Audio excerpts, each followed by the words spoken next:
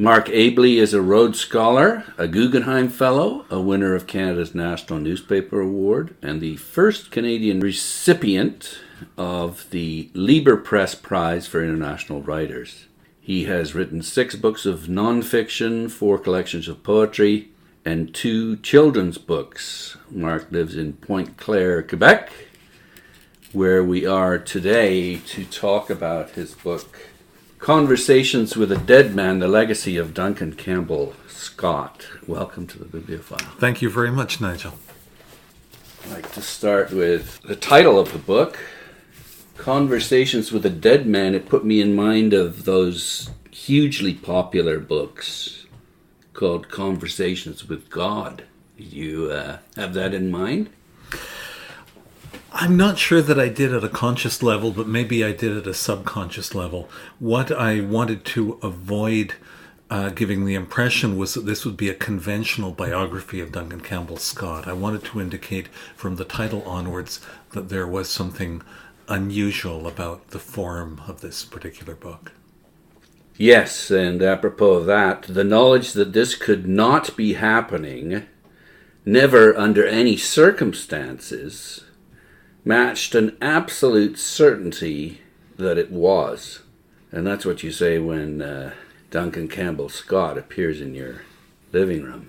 That's right. Well, you're sitting overlooking the very garden that Scott himself looks over when his ghost visits me 9 times in the book. I wanted to find a way of making the personality as well as the issues in this book more vibrant to contemporary readers than they might otherwise be.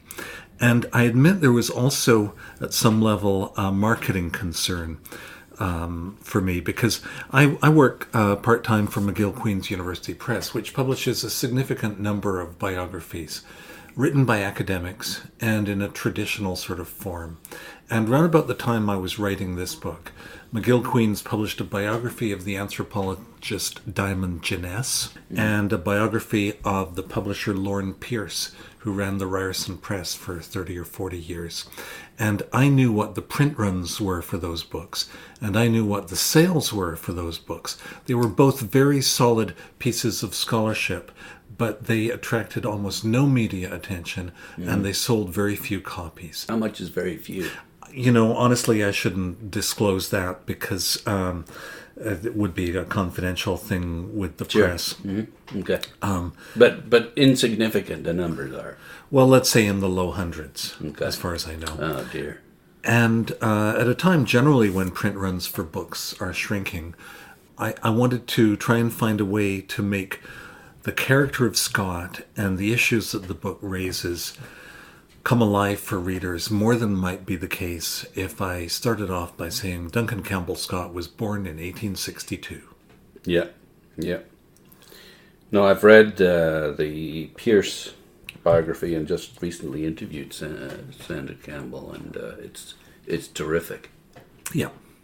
So it must be doubly difficult to know that such a great book is not getting that much attention. I mean, it depends who the intended audience is, and for Sandra Campbell, whom I respect very highly, maybe the fact that the book will be on all major university library shelves and will be read by grad students for decades to come in small numbers, maybe that's enough. Sure. But I don't. Although I work at a press that is mainly a scholarly press, I don't have a PhD and I don't have that sort of academic background. And I was trying to reach an audience larger than simply graduate students in Canadian literature. Mm-hmm. And you think that bringing a ghost in and yourself into the story makes it more appealing? I hope so. Sure. I think it allows the book to be considered as creative nonfiction rather than as a straight biography. I mean, there are elements of each chapter that are almost all the chapters that are straightforward research-based nonfiction in which neither Scott nor I is present. that's the first half of chapters 2 to 9, and then the second half are further conversations. So the book is not structured entirely as a set of conversations. Yeah. And there are also these other elements too. Mm-hmm. But I like the challenge formally and artistically of mixing those two types of writing. And of course, as a reader, I had to ask the question, well, did this ghost really appear for you? Or did you make that up? I'll give you two answers for that. No, the ghost did not appear in the senses in which I describe him in the book. But when I'd finished writing the book, as with all books, there's an editing process. And then the final stage was going over the index and revising the index, and then I pressed send on my computer. So that was the very last item. After the writing, the editing, the proofreading, the indexing, I was done with the book and it was in the publisher's hands. And that night, for the first time, I dreamt about Duncan Campbell Scott. He and I were sitting in a restaurant having an uneasy conversation. He did not look very happy. And the strangest thing about that dream is that everyone else in the restaurant was in color, but I, as well as Scott, was in black and white. Just like he is on the cover. Yeah, exactly. But I didn't know what the cover would be at the time I had the dream. So that's one partial answer. But the other, which is, and I think that's the first time I've ever said that in public, Nigel. But the second answer to that would be, to take the question in a little slightly different direction. How did you come up with the idea of writing it in this form? And the answer to that is that when I'd done quite a lot of research, made a bunch of notes, visited some libraries and so on, I knew the kinds of questions I was going to be asking in the book, and I knew I had a lot of quotes ready to use. And I found that what I was doing was having a conversation inside my head with Duncan Campbell Scott, often along the lines of, how could you have done that? Why did you do that? What was it that made you do this? And I realized that if I was asking those questions, it would be only right to give the man himself a chance to respond and to get annoyed with me, to get irritated with my 21st century way of seeing things. Mm-hmm. So did you put yourself in his brain and his body? Well, not in his body, but to an extent in his mind. Sure, I had to do that in order to come up with, in the sections of the book that are conversations, I wanted to make sure that Scott spoke in a way that would have been reasonable, feasible for a man who's at the height of whose career was the early 20th century and who died in 1947. So I've done a lot of work on language over the years. I had a language column for many years in the Montreal Gazette. So I've written about new words, the arrival of words, and so on. So I knew, for example, just stray, tiny example, that the word teenager was not used much until the mid-20th century. It's a word that seems inescapable to us now. We can't imagine an English language without teen, teenager, teenage, preteen, and so on. But that concept would not have existed when Scott was a young man or a middle-aged man. Therefore, I made sure that Scott never used that word in any of his responses to me. Okay. The language that Scott used had to be language, often it was based on things he had actually written, but where it wasn't, I was putting myself inside his mind to the extent of wanting the conversation to sound as it would have been, to the best of my ability, speaking to a man who was born in 1862. And just so I'm clear, what do you think this approach added to the biography? Well, I'll let you answer. I hope it makes the book more readable. Now, there's another issue that plays into this decision as well. With a lot of biographies, whether or not the biography begins with the parents and the grandparents, it's almost inevitable that there's a solid chapter 1 about the childhood. The problem with Scott is that very little is known about his childhood. He did not keep a diary or a journal, or if he did, it wasn't preserved. He did not write many personal letters that have been preserved, and the ones that have been preserved don't tend to talk about his childhood. He never wrote a memoir. So there are passing references here and there. There are stray bits of information that show up in the writings of the many people who knew him. But nonetheless, it would have been very hard to create a compelling chapter 1 for this book, or chapter 2, depending on how the book began, in which I talk about Scott's childhood. Right. The outlines of it are clear, but to make a biography in a conventional sense really come alive, I think in a post-Freudian age, we really want to know what the subject's childhood was like. And with Scott, we can only make guesses. Most of the information that's known about Scott's childhood appears in this book, which is to say not much. Yeah. Although not much is known about Shakespeare's life, and look at all the biographies of Shakespeare. Yeah, that's certainly true. On the other hand, Duncan Campbell Scott was not Shakespeare. Well, let's look at the reason why the ghost showed up. I require the help of an author capable of refuting the lies that I understand are now attached to my name. He wanted you to dispel the rumors, correct mistakes, and restore his reputation. That's the conceit of the book, if you like. That's the premise of the book, is that the ghost of Scott wants me to do this, and I pretend that I don't know anything much about Duncan Campbell Scott. And the more I learn, the more prepared I am to challenge him. But yeah, what had happened was that Canada's History magazine, which was then called The Beaver and has had to be renamed because of connotations of beaver in the internet age, asked a panel of distinguished Canadians to name the worst Canadians of all time. So I wasn't surprised to find someone like Adrien Arcan on the list, the leader of the fascist party in Quebec and Canada in the 1930s and 40s. Or I wasn't surprised to find the name of someone who grew up a Japanese Canadian in British Columbia, went back to Japan in the 1930s and tortured Canadian prisoners of war. But I was surprised to find Duncan Campbell Scott on that list. And so that was one of the reasons why I proposed to Douglas and McIntyre, the publisher, that it would be interesting to write a book about Duncan Campbell Scott. Mm-hmm. So knowing that his reputation had deteriorated that much.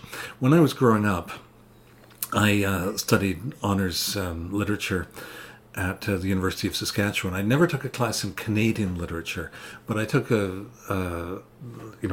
classes in other kinds of literature, and I was aware of the main sort of figures in CanLit. And Scott, to my mind, when I was a young man, was just one of these worthy figures from what seemed like the distant past.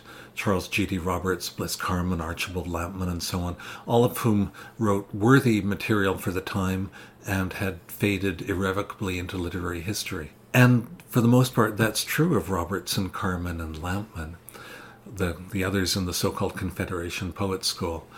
But it's not true of Scott, because of the irony being that it's not because of what Scott wrote as a poet or a short story writer, but because of what he did in his day job.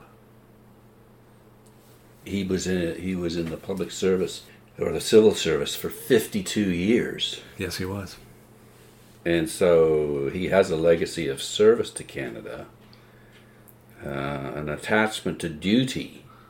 But his attachment to duty, as he puts it in the book, meant that there were times when my imaginative voice fell silent. What do you think he meant by that? Well, I believe I'm the one who wrote that, right? Rather than Scott. That's right. So you're asking me what I meant by that. What you meant by what he meant. Yeah. Scott emerged as a poet. Let me just quickly go through Scott's career. Sure. Is that all right, Nigel? Yeah. Scott was born in 1862. He was the son of a Methodist minister And the family traveled around eastern Ontario and southern Quebec when Scott was a boy. They were very well connected, and Scott was actually asked... Scott's father, the Reverend William Scott, was asked by the Methodist Church to prepare a major report in 1879 on what was then a significant public policy issue, which was what to do with the Mohawks of Oka-Ganasatake, exactly what would become a major issue in Canada 111 years later with the Oka crisis. So although they were well connected, and indeed William Scott, the father, knew Sir John A. MacDonald, they were not wealthy, and there was not the money to allow young Duncan to go to McGill University and study to become a doctor, which was what he initially wanted. But instead, Sir John A. said, "Oh, sure, there's a promising young man. He can come and join my department." And it so happened that the Prime Minister in those days, the 1870s and 80s, was not only in charge of the cabinet, but was also, as they said, the Superintendent General of Indian Affairs, or the Minister of Indian Affairs.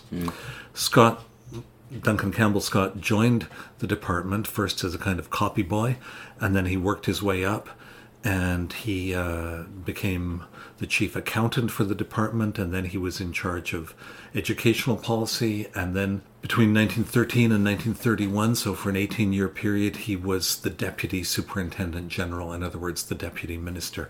And this was at a time when there was very little, if any, difference in policies between the Liberals and the Conservatives, who were the only two parties that mattered in Canada at the time. And they basically left the civil service to run things, which means that Scott looked after, was in control of the Aboriginal people of this country for 18 years. So there really was arm's length back then, very like much. There's supposed to be, but isn't today. Yes, because Indian affairs, for the most part, was not a political issue. It was something that the two parties largely agreed on. Mm-hmm. Anyway, in the 1890s, Scott was a friend of the poet Archibald Lampman in Ottawa, and in the late 1880s and 1890s, when he was a young man, he wrote a few books of poetry, and he also wrote a book of short stories set in rural Quebec. And he was, setting up for a good literary career. But as he became more and more prominent in the civil service and entered middle age, he wrote less and less. So there was not much poetry that emerged in the 1900s and the 1910s and the 1920s. And then in the 1930s, after he'd retired, there were two more books. So all that time when he was working very hard, when he was working fairly hard as a civil servant, he wasn't writing that much. He was writing memos. He was writing office memoranda. He was telling people in the department what to do, but he wasn't writing many poems or short stories. Yeah, you might almost say he wasn't... with his poetry, he may have been telling the truth, but with his memorandums, he was using language that was highly bureaucratic and euphemistic, and it's quite a contradiction. Yeah.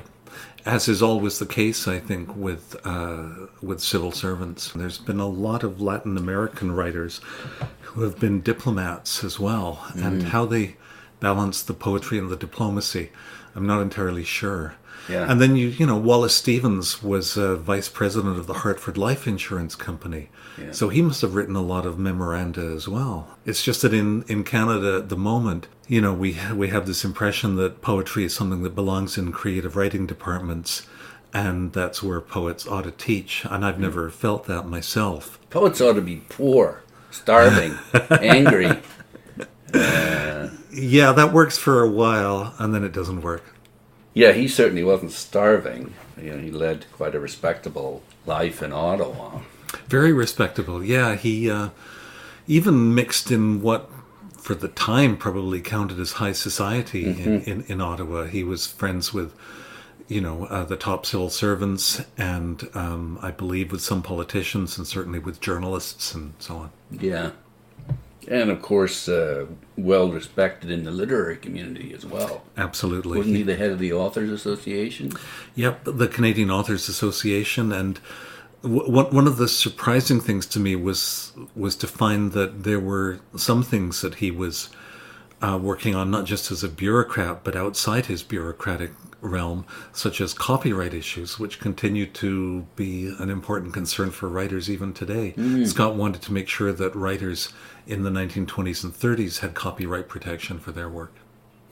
This was one of the interesting things about him to me, was that in many ways, and I'm going to use the word liberal with a small L, not a large L, in many ways he was impeccably liberal. The best of his poems combine precise observations of the natural world with a shrewd grasp of human character and superb rhythmic sense.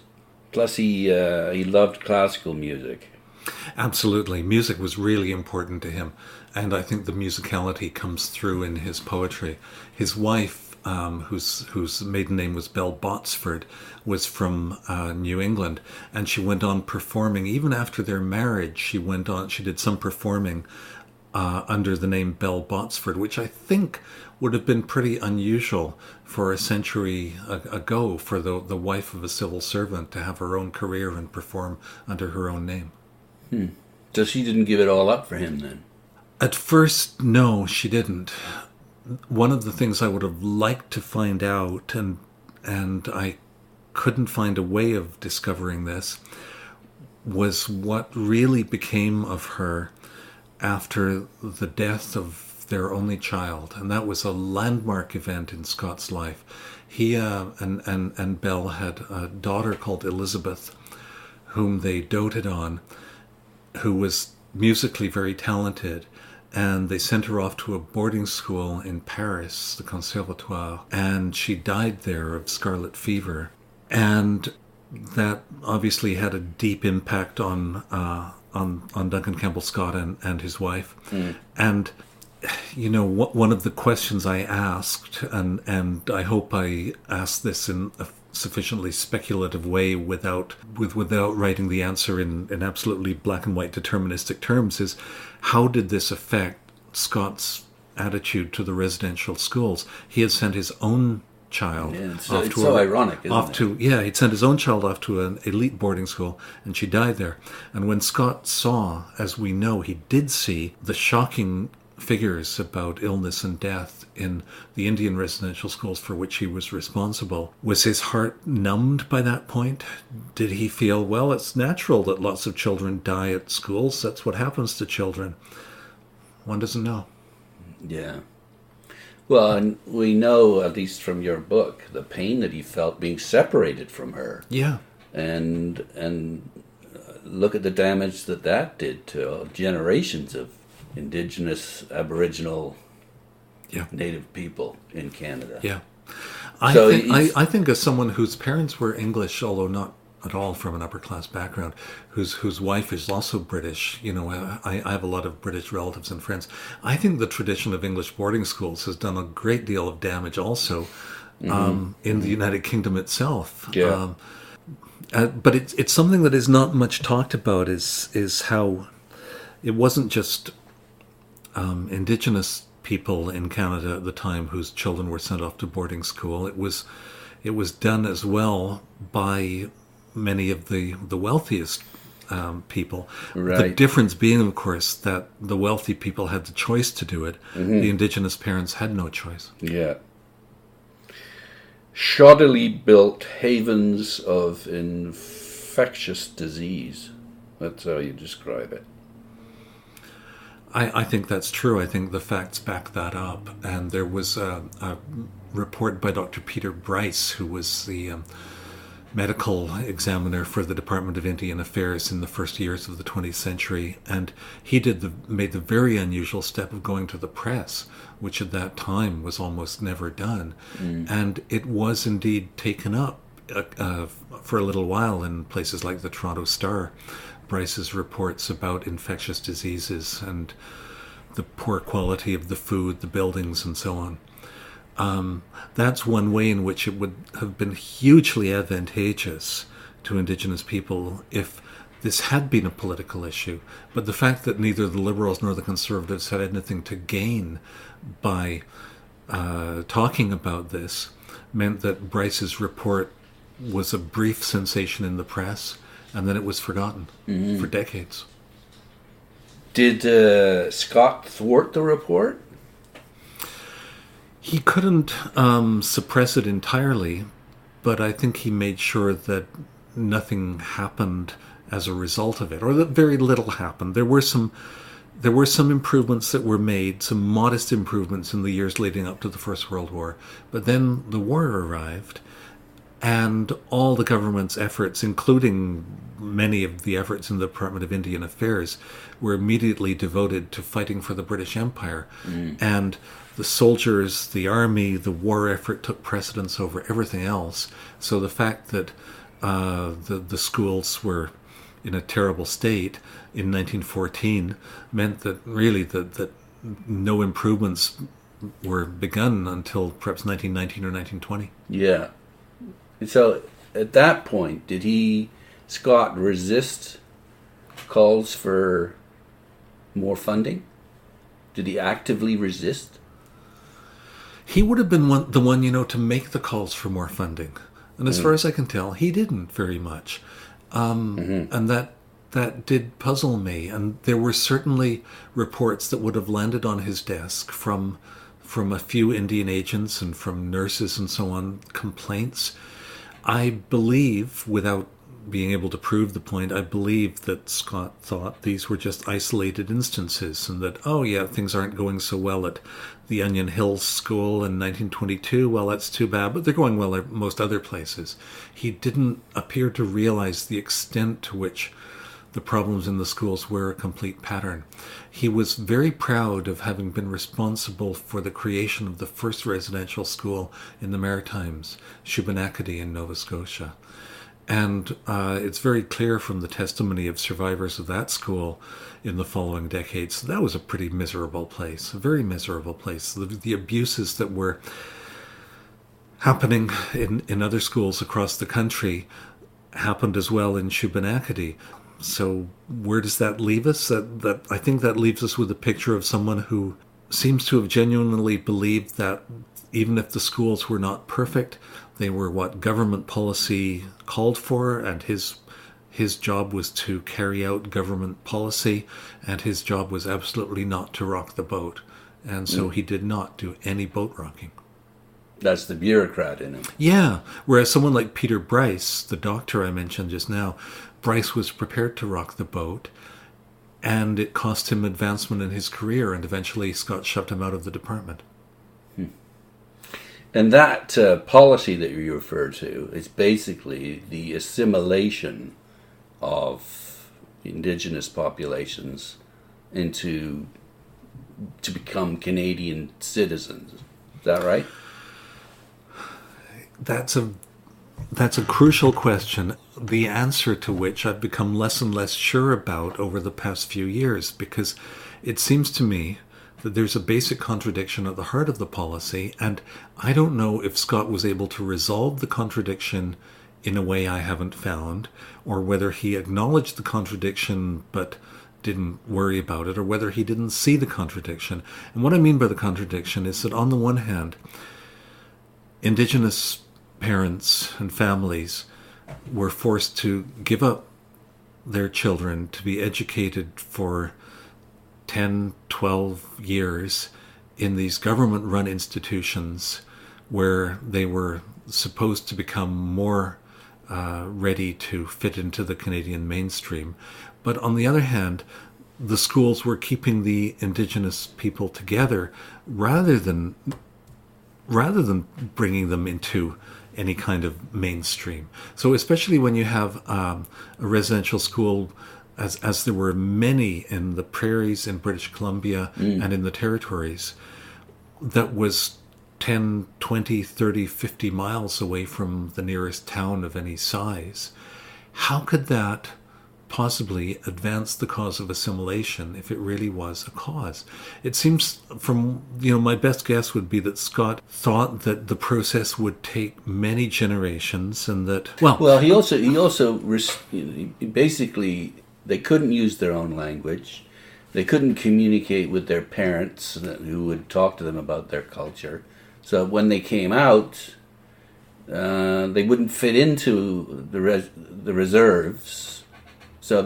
And they had a sort of a Western education, so they would automatically go into the mainstream society as a result. That makes sense to me. Yeah, I suppose it's not a contradiction. I suppose the ideal would be that they'd become carpenters and janitors and whatever. But the other point that's really important to remember is that through the late 19th century and into the first decades of the 20th century, the population of Indigenous people in Canada was falling. And the annual reports, which I looked at, which were very extensive, issued by the Department of Indian Affairs in Scott's name, he would have spent many weeks in each year writing these annual reports, and they gave statistical accounts of the number of, to use the word that was prevalent at the time, the number of Indians, province by province. And very often what those figures showed, going from 1880 to 1890 to 1900 to 1906 or 1908, was that the numbers kept dropping. So the general belief at the time was, or the widely held belief at the time, was in survival of the fittest, coming out of the social Darwinist movement in the United States and England. Perhaps it was Herbert Spencer you mentioned. Yeah, Herbert Spencer was a British philosopher who coined that term. Darwin himself may have had some beliefs that led in that direction, but he certainly never extended his thinking to human beings in the way that Herbert Spencer and others did. And it was people on the political right, if you like, as well as on the political left who believed that. And remember, this was also the time of the eugenics movement, when well-meaning Canadians like Nellie McClung and Tommy Douglas believed in eugenics. Yeah. And so Duncan Campbell Scott may, and again, I only wish we had more of his private papers to help us know this for sure, he may well have felt that that Indigenous people were doomed to disappear, that the strong ones would survive, would have the basis of an education thanks to the residential schools, and within a few generations would fit into the mainstream, and that the weaker ones were doomed to die, and that it was a mistake to try and save them. One of his most famous poems is a sonnet called the Onondaga Madonna, which he wrote in the late 1890s. When he was still call it one of his most accomplished sonnets. Yeah, he didn't write that many sonnets, but this was a very good one. And he refers to, the poem's mainly a description of a young Onondaga woman. And the Onondagas are one of the smaller groups at the Six Nations Reserve in southern Ontario, which is, I believe, the most populous in the country. Richest too, right? Probably. And Scott refers to a baby in his mother's arms, and the baby has paler skin than his mother, so presumably the father is white. And Scott uses the line, "the latest promise of her nation's doom." And so perhaps that's meant to indicate that the Onondaga would gradually assimilate into mainstream society. That would be the destruction of them, but that, as he would have put it, some of their blood would carry on. Activists today accuse him of genocide, or at least cultural genocide. Yeah. Is that justified? Oh, that's a hard one, Nigel. It depends on the meaning of the word genocide. Activists accuse him. Well, I think the danger of putting Scott on a sort of pedestal to which you then take an axe and knock him to the ground is that it risks excusing the society of which he was part. Scott was not himself, I think, an evil man, but he has become symbolic of policies that perpetrated, I will use the word evil. I have a friend who's a Mohawk, and when I told him that I was writing a book about Duncan Campbell Scott, there was a pause. And I said, in fact, I'm even inviting his ghost into my living room. And there was another pause. And then he said, can you waterboard a ghost? And this is a very civilized, thoughtful man, but that was his response to the name Duncan Campbell Scott. He's a scapegoat. He's very much a scapegoat. And one thing I wish I'd made more clear in the book is that he is associated often with three quotes that seem to sum up the perfidy of Canadian policy at the time.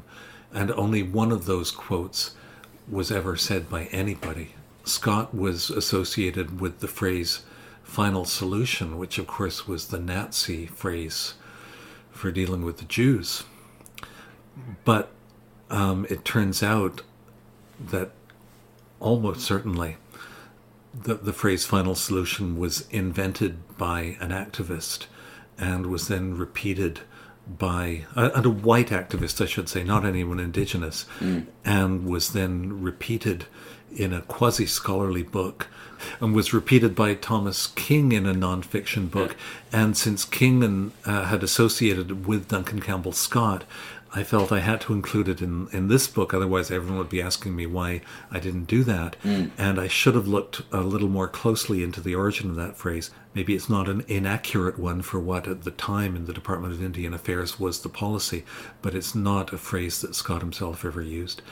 And then there's the phrase, kill the Indian in the child, for which Stephen Harper, when he was Prime Minister, apologized in 2009. And again, that was not a phrase that was ever used in Canada by Scott or anyone else.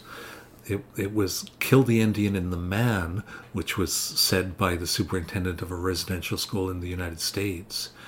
And then in the Royal Commission on Aboriginal Peoples report in 1996, what happened was that it was, quote, kill the Indian in the, end quote, child. And then that was taken up by Southern News at the time, which ran the Ottawa Citizen and so on, and the quotation marks were dropped, and it was put in the front page headline, kill the Indian in the child, and then it became a byword for everything that was wrong about policy. And indeed, it does sum up much of what was wrong in the policy, but it was not a phrase that was ever uttered, least of all by Duncan Campbell Scott. Yeah. So that's what I meant. But I don't mean to excuse for 1 second Scott's policies, because the book, I hope, takes him on and confronts him and shows why those policies were wrong. But Scott himself, as a kind of icon of evil, I really regret that that's become the case. Yeah, you say that residential schools were the spine and a hallmark of Scott's policy. That's right. And he did run the schools for 7 or 8 years before becoming the deputy minister. And as deputy minister, he ultimately retained control of them. So he was in charge of the system for a good 25 years. Yeah. And that's when the system was at its height. I think one of the key excuses for his behavior was that conventional wisdom of the day was that Indians needed to be assimilated. That was just and you also reference eugenics, but there's also, you mention Mackenzie King and the fact that he came up with all sorts of racist remarks, and Winston Churchill. I mean, the leaders of our countries. Yeah, if you're going around chopping down statues, there's almost an infinite number of statues that can be chopped down. Mm-hmm. The other thing about the schools, though, is that the government laid out the broad strokes of policy, and the government provided the funding, but it was the churches who actually ran the schools. Catholics out west, right? Not entirely. 50% of them roughly were Catholics. If I had to do a rough estimate of the numbers, it would be 50% Roman Catholic, 30% Anglican, 15% Methodist United, and 5% Presbyterian. Those were the four denominations. There were only 2 or 3 Presbyterian schools, but the number of the ones run by the Protestant churches was almost equal to the number of the ones run by the Catholics. And for a time when I was doing the research, it did occur to me that perhaps the Catholic ones were the worst. However, there seemed to be just as many complaints and just as many children running away from and dying at the Anglican and the Methodist and the Presbyterian ones as at the Catholic schools. Anyway, the thing about the churches was that in Canada in the first half of the 20th century, the churches had tremendous moral force in a way that they don't any longer. Scott himself had been brought up in the heart of the Methodist Church. He gradually moved away from that to a more kind of transcendentalist overview. He was quite interested, I think, in Eastern religions too, but he never actually, as far as I know, renounced Christianity, and he was very happy to leave the running of the schools in the hands of the churches. But this was convenient for both parties because it allowed the churches to say with absolute truth, it allowed the churches to say, the government isn't giving us enough money. We could do a better job if only we had the funds to make the schools all that they should be. And the government could say, well, we're giving funds to these churches, and after all, they do get funds from Canadians anyway, so it's up to them if the schools are not everything they should be. So the Indigenous people were really caught between a very high place and an enormous rock. Yeah. Neither of them taking responsibility. That's right. Yeah. I think part of that conventional wisdom was also that once they no longer thought of themselves as Indian, they'd no longer be a problem. That's right. Yeah. The problem would eventually disappear. And of those 3 quotes that I mentioned that Scott is often blamed for uttering, the one that he really did utter was to a House of Commons committee in 1920 or 21, when he said that the aim of the department was eventually to eliminate the Indian problem once and for all. Yeah. In other words, eventually assimilate them. And the kids in the schools were motherless, fatherless, unwanted, and unloved, and emerged as lost souls. I suppose trying to fill the void with drugs and alcohol. Yeah. Yeah. And violence. And they, having been taken away from their parents at the age of usually 6 or 7, but sometimes as young as 4 and 5 years old, they didn't know how to become parents themselves. So when they came out of the schools, understandably many of them resorted to alcohol.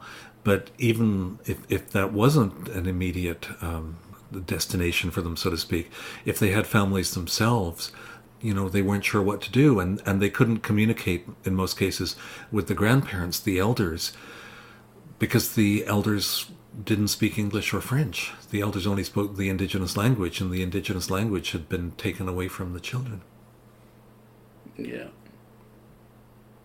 Just getting back to the Onondaga Madonna that you mentioned, it seems like his poetry, his lyrical poetry, idolized the very race whose affairs he was governing but also undermining.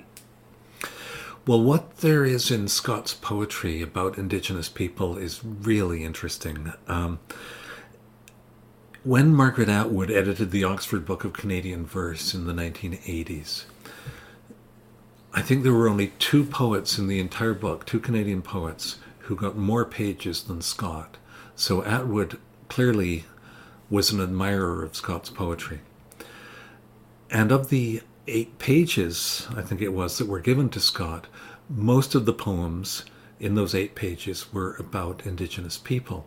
So the number of poems he wrote about Indians is by no means in the majority of his poems. Most of his poems are about nature, or they're some of them are about episodes in Canadian history, or British history, in fact. They're travel poems. They're the usual range of lyrical poems.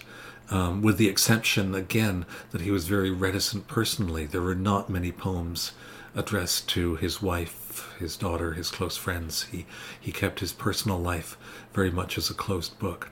But there is this significant body of work, maybe 10, 12, 15 poems all told, which deal with Indigenous people.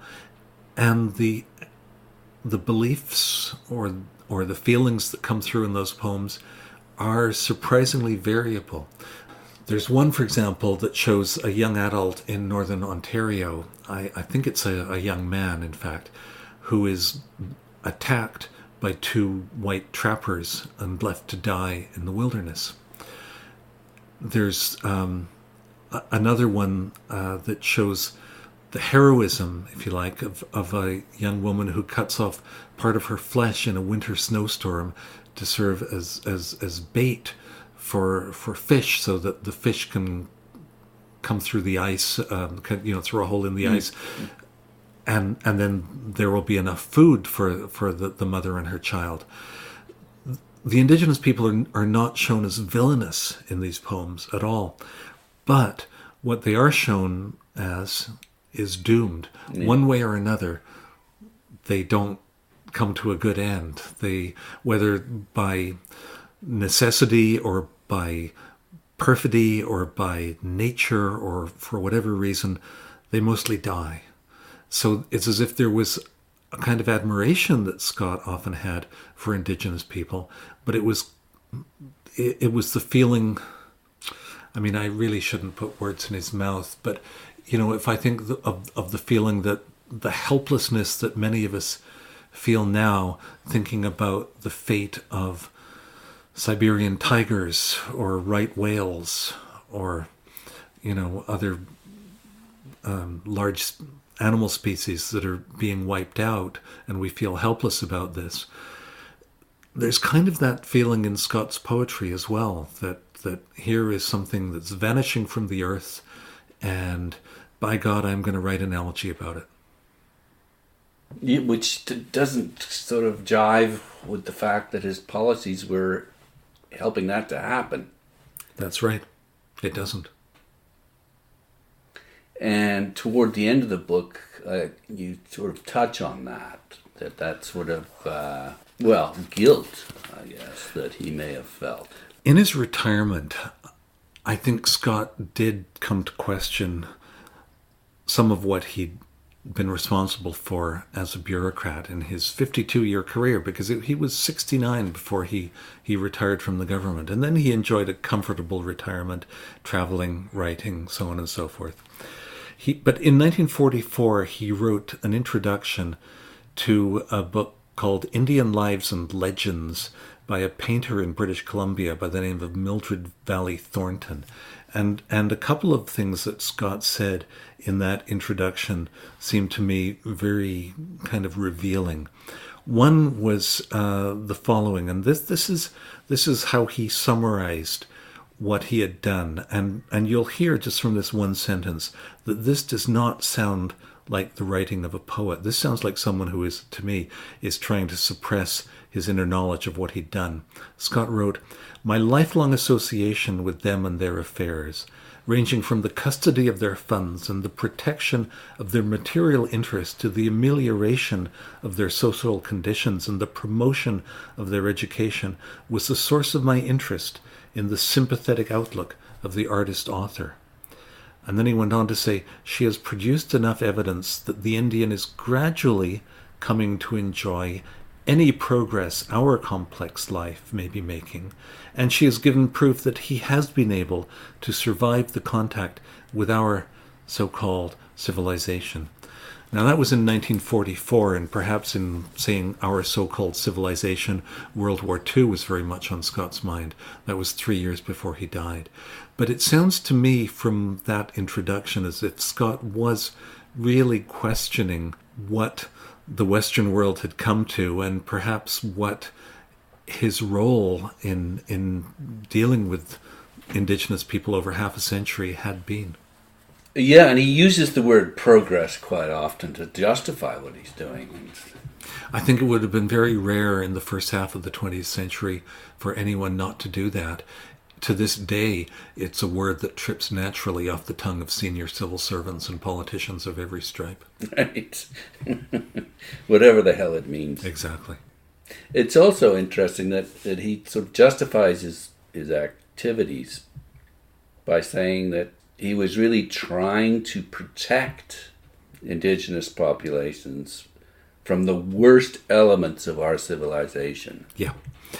In other words, the working class white men who would infringe on reserves, who would sell alcohol to Indigenous people, not the kind of people who were the sons and daughters of Methodist ministers who enjoyed classical music and gave artworks to the National Gallery of Canada, as Scott did. Mm-hmm. He was a snob, I suppose. There weren't that many people whom he would have thought his intellectual and artistic equals in Canada. And he did have a kind of admiration for the noble savage, if you like. What the great failure was to realize that Indigenous people were not noble savages. Mm-hmm. That they should have had just as many rights and chances in life as anyone else. But Scott and other Canadians of the time could not and would not see that. Yeah. The other thing that I realize in retrospect that I should have thought about a little harder when I was writing this book some years ago was the context of the exact moment in which Scott joined the department and began to serve there. He joined in 1879. He was 17 years old. And that was the moment at which the Prime Minister of the day commissioned an Irish-born journalist and writer named Nicholas Davin to make a study of residential schools in the United States and to report on their suitability for introducing the system on a wide scale into Canada. Now, there already existed the Mohawk Institute in Southern Ontario. That was kind of the Canadian prototype. But Davin went down to the States, went out to the West, and wrote this report recommending the introduction of residential schools as a way to civilize Indigenous people. So that would have been the progressive thing to do when Scott was a young man in the department. Then when he'd been there a few years, there was the Riel Uprising, the Northwest Uprising, or as it always used to be called, a rebellion. And that was clearly something that shocked and deeply worried people in Ottawa, and as they would have seen, it threatened the integrity of the country. Riel coming up from the United States and threatening to stop the building of the railway and get in the way of the territorial integrity of Canada, and so on and so forth. So that did cause enormous anger as well as anxiety against the Métis and the Indians. In fact, that's where Johnny McDonald, some of the things that he says around that topic. That's right. Yep. He is upheld as being genocidal. Yeah. He was furious. So that was the context in which Scott began his work in the department. And over the years, he may well have believed, and he certainly convinced himself in later years, that he was a humanizing influence, that if there were people in Ottawa who thought that Indians should just be wiped out, Scott felt no, they could assimilate. His policies were positive as opposed to the negative ones. Yeah, so that they weren't as aggressive or culpable. He's not as culpable as others. That's right. Yeah. It's kind of ironic, but that may have just been sort of the heat of the moment for McDonald, or was he consistently like that? I'm not sure, and of course he died in 1891 or 1892, so that was still only a few years after the Riel Rebellion, the Northwest Uprising of 1885. So I don't think he had much chance or inclination to moderate his views in the years following that. Mm-hmm. Just toward the end of the book, I mentioned that you have Scott saying something like, well, why are you focusing on history and just searching for shamefulness and this laying guilt on me? What else could I have done? That's the sense that perhaps a big part of the Canadian population feels right now. Like, what do we have to do? Yeah, I mean, it's an enormous issue, and it's very hard to summarize any kind of answer in a few minutes. I mean, the particular situation facing Indigenous peoples in different parts of the country is very different, and it's hard to know. As the Justin Trudeau government has tried to do in much of its first mandate to come up with an Indigenous Languages Act, for example, which will finally take some specific, clear and decisive measures to reverse the decline of the more than 50 Indigenous languages in this country. But what they found is that although they can get the Assembly of First Nations on side, they can't get the Inuit to Pirsat on side. And if they could get the Inuit on board, the Assembly of First Nations would not be. And even then, of course, that ignores what the position of the non-status Indians might be. So, there's no single answer. I think the way I prefer to look at it really is in terms of what specific measures should be taken, and not just, or not primarily by the mainstream for Indigenous peoples, but what can the mainstream, what can those of us who are not Indigenous do as friends and as allies of Indigenous people in making their own decisions? Because that's the kind of thing the kind of question that was never asked at all in Scott's day. In Scott's day, it was always, what can be done for these poor, suffering people, or these perhaps somewhat dangerous people? And we have to make sure that Indigenous people have the agency, that the whole questions are looked at in a somewhat different way. Having said that, we also need to be willing to celebrate the achievements of Indigenous people, and that's the one area in which I do feel hopeful, the one area in which I feel that Canada has come an incredibly long way over the past 50 or so years. Those of us who are not Indigenous very often listen to the best Indigenous musicians, whether it be Inuit throat singing or Buffy St. Marie or a tribe called Red.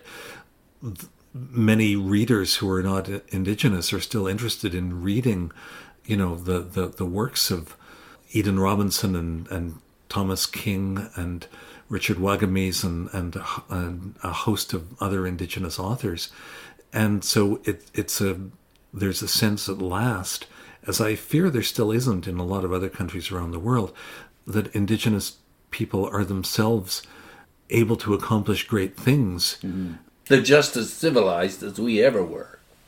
Sure. And one of the things, in some ways I have come to doubt the easy equation of Duncan Campbell Scott with guilt. I mean, I think he was responsible for a whole lot of bad things, but as I said before, he wasn't by any means a monster himself. But one way in which his career, his life really troubles me, there was a contemporary of his, a poet named Pauline Johnson, who was a Mohawk. And you might have thought that since Scott was always ready to promote and further the careers of mainstream poets of the time, he was the literary executor of Archibald Lampman and did great things to further Lampman's reputation in the years after Lampman's early death. He was in charge for a while of the Canadian Authors Association. He did a whole bunch of things, but he seems, if anything, to have tried to thwart the career of Pauline Johnson. He certainly never saw her as an equal. And that troubles me. Perhaps some of it is because she was a woman and most of Scott's friends were men. But beyond the sexism, it's very troubling that for anyone who might be disposed to defend Scott, that he was just so unhelpful to Pauline Johnson at a time when she really could have benefited from the contacts that Scott had in the publishing and literary worlds of not just Ontario, but beyond that to the United States and England. And how do you explain that then? The typical image in Scott's mind would be of an educated white male. Right. Not university necessarily, because Scott didn't have the chance to go to university himself, and neither did one or two of the other writers whose careers he promoted. But the idea of an Indigenous woman being a writer in whatever language was something I don't think Scott could really get his head around. You have him asking for your forgiveness. That's a bit presumptuous. It certainly is. I plead guilty on that score. That's in the last pages of the book. And I felt that instead of simply going back and forth between Scott saying one thing and me saying another, and in the conversations part of the book, it being like two battering rams going at each other, I wanted to show that my opinion had altered somewhat as the book went along, but I wanted to suggest that if Scott could see and hear what had happened in Canada since his death in 1947, that he might change his mind. And therefore I do presume to have him asking for forgiveness. And it's the sin of blindness that you identify. But you basically say it's too late. He can't retract the evil he's done. No. So you don't forgive him. It's not for me to do so. If Indigenous people themselves wish to do so, that's fine. Mm-hmm. But I'm a university-educated white male writer, so I'm not the one to say that Duncan Campbell Scott deserves to be forgiven.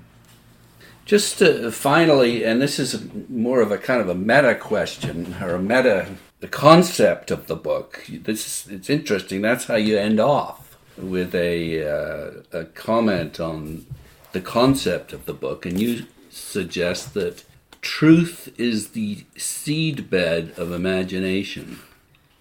That's a good line, isn't it? It's very good, but I don't know if I agree with it. I believe that a book, if it's to succeed as a work of creative nonfiction, has to be imaginative. I also believe it should stay close to the known facts, like that. I think what I was saying at that point in the book, which is in a final note to the reader, it's not the end of the last chapter, it's a note to the reader justifying the practice of the book. Sorry, yeah. What I wanted to indicate there was that I could have written something which would have been closer to a novel. I could, for example, have given Scott 3 children, and I could have had him having a face-to-face confrontation with Pauline Johnson, and I could have had him having a personal argument with Peter Bryce, in which Bryce tells him to his face that his policies are destructive to Indigenous people. And I could have had him visiting a residential school and having some kind of epiphany that the terrible food and the lousy ventilation and so on are partly responsible for the death numbers. And I didn't do any of that. I didn't try to make his life more dramatic than it was. This was a man who spent 52 years as a civil servant, lived in considerable comfort, and died at a ripe old age. So with a young wife at the end too. That's something we didn't really get into, but yes, a young wife. And so the if you like, the imaginative parts of the book, the conversations that I have with Scott, I felt it would only be fair to do that if I wasn't inventing facts and imagining incidents and creating scenes for which I had no basis of knowledge. Yeah, you don't want that part of the book to undermine the other part of the book. That's right. I want the two to work together. Right. Well, given how central some of these issues are to Canada's current political situation, And I'm thinking Jody Wilson-Raybould. I think people should familiarize themselves with this informative, entertaining book. Thank you very much, Nigel. I think it always helps to know history. And I grew up in Western Canada in the 1960s and 70s, knowing very, very little about the country's history. And so I have learned from Indigenous people over the years, and in my readings and the people I've listened to, I've learned a lot that I could never have imagined, even as a high school student or university student. And I just think being well informed makes us better citizens. We didn't learn any of this in high school, did we? No. Not a peep. No.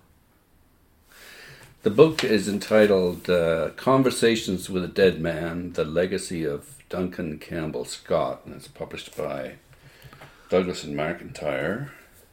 What are you working on now? I've just finished a memoir of my father and my early life called The Organist, Fugues, Fatherhood, and a Fragile Mind, which is the most personal book I've ever written. And beyond that, I am feeling a little creatively dry at the moment, and I have no new projects of any consequence in mind.